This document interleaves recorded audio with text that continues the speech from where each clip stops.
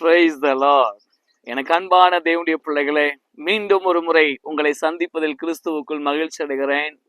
ஆண்டவராக இயேசு கிறிஸ்துவை துதிக்கிறேன். ஆமென். இந்த தேவனுடைய வார்த்தையை கேட்கிற உங்க வாழ்க்கையில ஒரு பெரிய ஆசீர்வாதம் உண்டாவதாக. கர்த்தர் உங்களை பெருகவும் சீர்படுத்தவும் ஆசீர்வதிக்கவும் செய்வாராக. ஆமென். நான் கடைசி நாட்களில் மனுஷ சுபாவங்கள் எப்படி இருக்கும் என்பதை குறித்து பேசிக் கொண்டிருக்கிறேன். பாருங்க, கடைசியா நீங்க கேட்ட மெசேஜ் அகந்தை, தலைகணம், ஆணவம் பிடித்தவர்கள் அப்படியெல்லாம் பேசியிருந்தல. இன்னைக்கு பெருகி போயிருக்காங்க. அடுத்து மனுஷ சுபாவம் இந்த கடைசி நாட்களில எப்படி இருக்கும்? இந்த உலகம் எங்க போயிட்டு இருக்கு? அழிவை தேடி போயிட்டு இருக்கு. மனுஷர்களுக்குள்ள இருக்கிற சிந்தனைகள், பேச்சு, சுபாவம் எல்லாமே ஒரு விதமான கேடா இருக்கு. அந்த கேடா இருக்கிற சுபாவத்துல பாருங்க, வாசிங்க நீங்க 2 தீமோத்தேயுவின் புஸ்தகம் 3ஆம் அதிகாரம் 2வது வசனம் பாருங்க. எப்படி எனில் மனுஷர் தற்பிரியராயும் பணப்பிரியராயும் வீம்புக்காரராயும் அகந்துள்ளவர்களாயும் தூஷிக்கிறவர்களாயும். தேவனுடைய பிள்ளைகளை, கடைசி நாட்களில் கொடிய காலம் வரும் என்று அறிவாயாக. அதிலே ஒரு சுபாவம் என்ன தெரியுமா? தூஷிக்கிறவர்கள். நேத்து பணப்பிரியர், தற்பிரியர், ஸ்தோத்திரம் இப்படி எல்லாம் நான் பேசிட்டு இருக்கும் போதுல இந்த அவர்களுக்கெல்லாம் இல்லாத, அந்த மாதிரி சுபாவத்துக்கெல்லாம் இல்லாத ஒரு கேரக்டர் தூஷிக்கிற ஒரு அனுபவம். இன்னைக்கு ஒரு தூஷிக்கிறதுனா நான் இப்படி சொல்லலாம்னு நினைக்கிறேன். கேரக்டரை பத்தி ரொம்ப ஒர்ஸ்டா சொல்லுவாங்க. கடைசி நாட்கள்ல நம்ம கூட ரொம்ப க்ளோஸா இருப்பாங்க, நம்ம கூட ரொம்ப அன்பா பேசுற மாதிரி இருப்பாங்க. நம்முடைய உறவுகளாக இருக்கலாம், நம்முடைய சொந்த பந்தங்களாக இருக்கலாம், நண்பர்களாக இருக்கலாம்.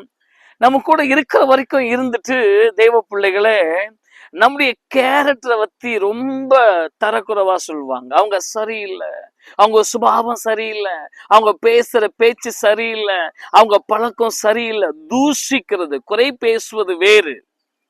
சரியில்லை, அவங்க சின்ன சின்ன தப்பு செய்யறாங்க. ஆனா டைரக்டா அவர்கள் இயேசுநாதரை சொன்னாங்களே பிசாசின் தலைவன் என்று, இயேசுநாதரை சொன்னார்களே விபச்சாரக்காரன் என்று, இயேசுநாதரை சொன்னாங்களே தவறான காரியத்தை செய்கிறவர் என்று. அதுபோல ஸ்தோத்திரம், நம்மளை டைரக்டா வந்து தூஷிப்பாங்க. பாருங்க, யோபுடைய மனைவி யோபுவை, தேவனை தூஷித்து ஜீவனை விடு, அவர் சரியில்லைன்னு சொல்லு, ஆண்டவர் சரியில்லைன்னு சொல்லுன்னு சொல்லி தூஷிக்கும்படி சொன்னா. அப்போ ஸ்தோத்திரம் தெய்வ பிள்ளைகளே, என்ன நடந்தது தெரியுமா? யோபு தூஷிக்கவில்லை. இந்த கடைசி நாட்களில் ஆமென், தூஷிக்கிறவர்கள். பவுலுடைய ஊழியத்தில் இருந்த ஹார்மெனியு என்ற ஒரு வாலிபன் அப்படி இருந்தான். தூஷிக்கிறவனாயிருந்தான், ஊழியத்தை குறித்து தூஷிக்கிறவனாயிருந்தான். தேவ ஸ்தோத்திரம் பிள்ளைகளே, உங்க வாழ்க்கையில இப்படிப்பட்ட தூஷிக்கவர்களை குறித்து நீங்கள் எச்சரிக்கையாக இருக்கும்படி கர்த்தர் விரும்புகிறார். ஆமென். உங்களோடவே இருப்பாங்க, உங்க கேரக்டரை பத்தி தப்பா சொல்லுவாங்க. ஆனா உங்களுக்கு முகத்துக்கு முன்னாடி உங்களை புகழுவாங்க, புகழ்ந்திருப்பாங்க, உங்களோட சாப்பிட்டு இருப்பாங்க.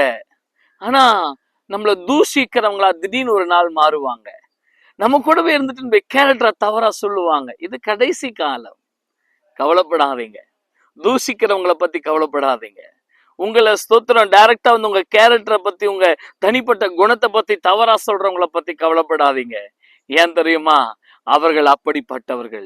பாருங்க, ஒருத்தனுக்கு மஞ்சக்காமால் இருந்தா அவன் கண்ணுல பாக்குறவங்களுக்கெல்லாம் மஞ்சக்காமால் இருக்குமா அப்படின்னு அவன் சந்தேகப்படுவானா.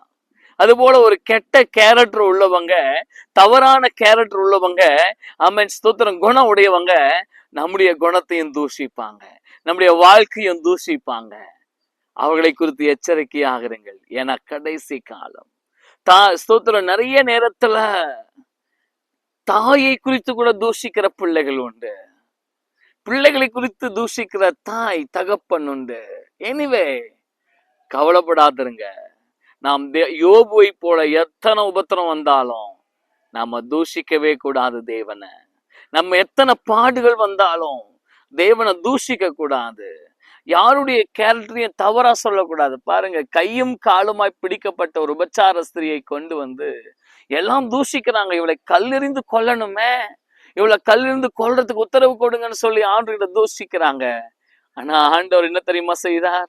ஸ்தோத்திரம், உங்களில் பாவம் செய்யாதவன் முதலாவது கல்லெறிய கடவான். மத்தவங்க நம்மள தூஷிக்க யாருங்க? அவங்க யோகியமா? இல்ல. அவர்கள் பாவம் செய்யறாங்க. நம்மள போல அவங்களால கிரியை செய்ய முடியல. நம்மள போல மேல அவங்களால வர முடியல. நம்மள போல உயர்வான ஸ்தலத்துக்கு வர முடியல. அதனால அவங்க நம்மள தூஷிப்பாங்க. எனவே நீங்கள் யார் மேலும் கோபம் கொள்ளாதிருங்கள். யார் மேலும் ஸ்தோத்திரம் பொறாமைப்படாதிருங்கள். உங்களை தூஷிக்கிறாங்களா? கர்த்தருக்கு ஸ்தோத்திரம்னு சொல்லுங்க. உங்களுடைய குணங்களை, உங்களுடைய கேரக்டரை தப்புன்னு சொல்றாங்களா? நீங்க சரியில்லைன்னு சொல்றாங்களா? ஸ்தோத்திரம்னு சொல்லுங்க. ஏன்னா கர்த்தர் நம்மோடு கூட இருப்பார். அவர் நம்மை தூஷிக்க மாட்டார். அவர் நம்மை ஆசீர்வதிப்பார். அவர் நம்மை மேன்மைப்படுத்துவார். நம்முடைய சுபாவம் சரியில்லைன்னா கூட நம்முடைய சுபாவத்தை மாற்றி, ஆமென், ஸ்தோத்திரம், நம்முடைய தேவைகளை சந்தித்து நம்மை ஆசீர்வதிக்கிற தேவன் நம்மோடு கூட இருக்கிறார். கவலைப்படாதிருங்கள். ஆமென். உங்க கேரக்டரை பத்தி சொல்றவங்களா இருக்கட்டும், உங்க குணத்தை தப்பா சொல்றவங்களா இருக்கட்டும், உங்க சுபாவத்தை தப்பா சொல்றவங்களா இருக்கட்டும், அவங்கள பத்தி கவலைப்படாதீங்க. கடைசி நாட்கள் அப்படிப்பட்ட இருக்கத்தான் செய்வான். அவனை பத்தி கவலைப்பட்டா நாம் சாதிக்க முடியாது. God bless you. கர்த்தர் உங்களை ஆசீர்வதிப்பார்.